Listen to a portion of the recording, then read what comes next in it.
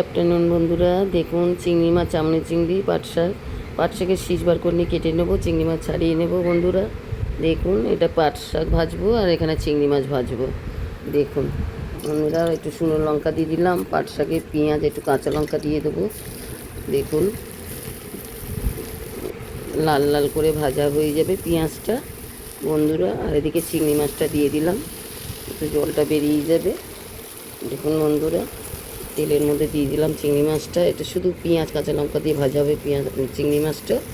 পাট শাকটা তুলে দিলাম, একটু সামান্য নুন ছড়িয়ে দিলাম, দিয়ে একটু ঢেকে দেবো, হাফ সিদ্ধ হয়ে যাবে। পাট শাকটা বেশি সিদ্ধ করলে গলে যায় বন্ধুরা। দেখুন অতটা শাক কিন্তু একটু অল্প হয়ে গেছে, আমি এই দিয়েই ভাত খাবো শুধু আমার জন্য। দেখুন বন্ধুরা, আমার শাক খুব ভালো লাগে। আর এদিকে একটু নুন একটু হলুদ দিয়ে দিলাম। এবার পেঁয়াজ কাঁচা লঙ্কাটা দিয়ে দেবো। চিংড়ি মাছ দিয়ে পেঁয়াজ কাঁচা লঙ্কা দিয়ে ভাজা হবে, এটা দিয়েই ভাত খাওয়া হয়ে যাবে বন্ধুরা। লাল লাল করে ভেজে নেব। দেখুন এখন হলুদ দিয়েছি, নুন দিয়েছি, নাড়িয়ে চাড়িয়ে লাল লাল করে ভাজবো। দেখুন বন্ধুরা, বেশি তেলের করছি না, অল্প তেলে। দেখুন নাড়িয়ে চাড়িয়ে লাল হয়ে ভাজা হয়ে যাবে, তো নামিয়ে নেবো।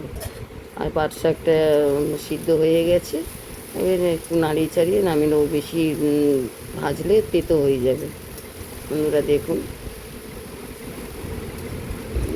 দেখুন পাট শাকটা ভাজা হয়ে গেছে। আর এদিকে পেঁয়াজটাও লাল লাল হয়ে এসছে, চিংড়ি মাছের কাঁচা লঙ্কাও ভাজা হয়ে গেছে। দেখুন এবার নামিয়ে নেব, মোটামুটি কমপ্লিট চিংড়ি মাছ ভাজা। দেখুন বন্ধুরা, এই দিয়ে এক থালা ভাত খাওয়া হয়ে যাবে, আপনারা করে খাবেন। দেখুন আমি শুধু আমার জন্য করেছি। দেখুন আমার শাক খুব ভালো লাগে। দেখুন বন্ধুরা, পাট শাকও ভাজা হয়ে গেছে। দেখুন শাক ভাজা হয়ে গেছে, চিংড়ি মাছ ভাজা হয়ে গেছে বন্ধুরা। টাটা, রাখছি, ভালো থাকবেন।